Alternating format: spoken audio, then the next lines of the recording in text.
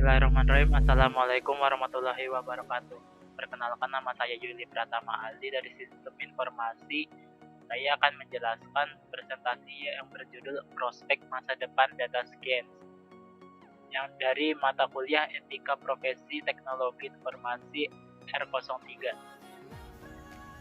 Yang pertama, latar belakang masalahnya itu sejak internet dan smartphone semakin mudah diakses oleh berbagai lapisan masyarakat, data pun semakin mudah dikumpulkan.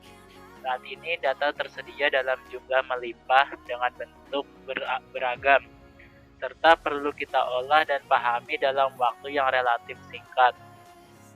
Jumlah data terus berkembang secara signifikan, jadi kita memerlukan teknik dan strategi yang tepat untuk memperlakukan data, dari mulai proses pengambilan penyimpanan,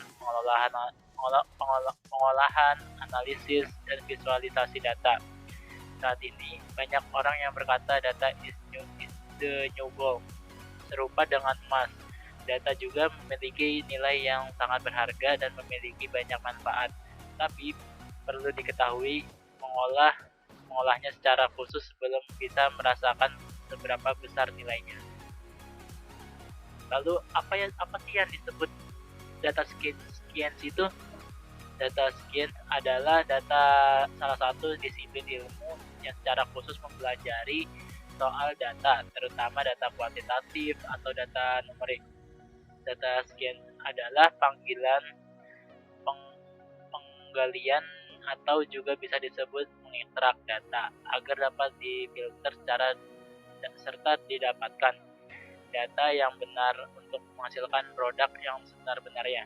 Dan menurut Chico Hayashi dari Institut Statistika Matematika Sakuragaoka, pengertian data science itu adalah ilmu pengetahuan interdisiplin tentang metode komputasi untuk mendapatkan wawasan berharga yang dapat ditindaklanjuti dari kumpulan data yang mencakup 3 fase, yaitu desain data, mengumpulkan data, dan analisis data.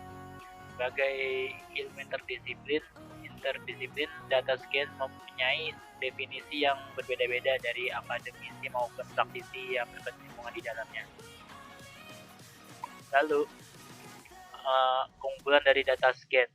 Yang pertama, ada data science itu mengurangi risiko penipuan. Data scientist pun dilatih untuk mengidentifikasi data yang menonjol dengan beberapa cara.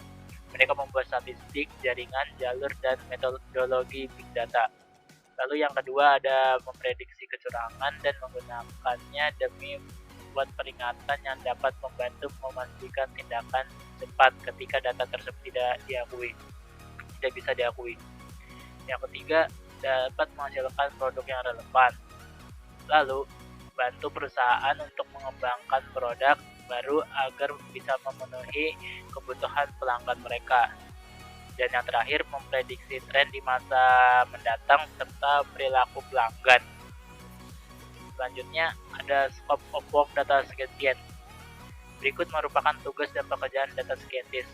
Yang pertama itu ada melakukan analisis data perusahaan. Analisis data merupakan sesuatu yang pasti dilakukan data scientist. Untuk perusahaan skala menengah, data scientist melakukan hal-hal seperti mengambil data dari database menggunakan query SQL, membuat tabel pivot dengan Microsoft Excel, dan atau menggunakan software lainnya seperti SPSS, serta memvisualisasikan data dalam bentuk grafik. Yang kedua ada penanggung jawab kualitas data perusahaan. Perusahaan yang mempunyai traffic data yang tinggi, baik data konsumen, penjualan, maupun statistik website, membutuhkan seseorang yang mampu menyiapkan infrastruktur data. Lalu yang ketiga ada penelitian terkait data. Untuk tugas jenis ini biasanya sering dilakukan oleh data scientist yang bergerak di perusahaan dengan produk berupa jasa analisis data atau analytical platform. Misalnya, ISAT, Google Analytics, dan Piwik. Untuk hal jasa analisis data scientist dengan latar belakang ilmu matematika, statistika, dan fisika akan lebih mudah melakukan hal ini. Selanjutnya ada roadmap keilmuan data science. Data Big Data platform. Di era Big Data, semua data yang terkumpul jumlahnya sangatlah besar. Oleh karena itu diperlukan platform yang mampu menampung data sebanyak itu dan memprosesnya. Biasanya industri menggunakan data warehouse untuk urusan ini, sedangkan seseorang biasanya masih menggunakan database relasional untuk hasil ini. Lalu ada data visualisasi atau presentasi tool. Seseorang data scientist juga harus mengerti tools untuk mempresentasikan sebuah informasi yang didapat, karena informasi yang telah didapat tersebut akan digunakan untuk membantu pengambilan keputusan. Lalu ada soft skill. Seorang data scientist juga dituntut memiliki soft skill yang berguna untuk menunjang karirnya. Seperti contoh, memiliki skill komunikasi yang bagus, intuisi yang tinggi terhadap data, mampu bekerja sama dalam tim, dan lain-lain. Selanjutnya, programming. Seorang data scientist juga harus memahami beberapa pemrograman sekaligus, tergantung kepada kebijakan dan keperluan kantor. Namun bahasa pemrograman yang sering kita jumpai untuk data scientist adalah Python dan R, karena keduanya menawarkan banyak tools dan framework yang bisa digunakan. Lalu ada algoritma. Selain memahami sintaks dari bahasa pemrograman, data scientist juga dituntut untuk memahami algoritma serta memahami algoritma yang tepat untuk suatu case. Inilah yang membedakan seorang data scientist dengan data analis. Lalu contoh penerapan data science. Saya mengambil judul prediksi flu menggunakan analisis big data. Bahasanya yaitu Every Saman, asosiasi profesor di bidang ilmu kesehatan lingkungan di Mailman School of Public Health, Columbia University, menemukan sebuah cara untuk memprediksi penyebaran influenza menggunakan analisis big data. Dalam beberapa tahun terakhir, Saman mengembangkan sebuah sistem yang dapat memperkirakan waktu dan wilayah yang rentan penyebaran itu. Saman menganalisis berbagai data dalam proses analisis tersebut, di antaranya membandingkan kejadian flu dengan ragam kondisi yang memungkinkan terjadinya penyebaran virus influenza.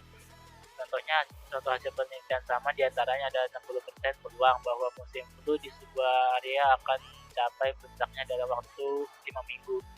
Selain itu, kelembapan udara ternyata merupakan salah satu sekian dan banyak faktor krusial dalam penyebaran influenza. Selanjutnya ada persiapan yang bisa berkontribusi yang dilakukan untuk bisa berkontribusi dalam pengembangan data science. Yang pertama ada kuasai hard skill untuk pengolahan data yang maksimal.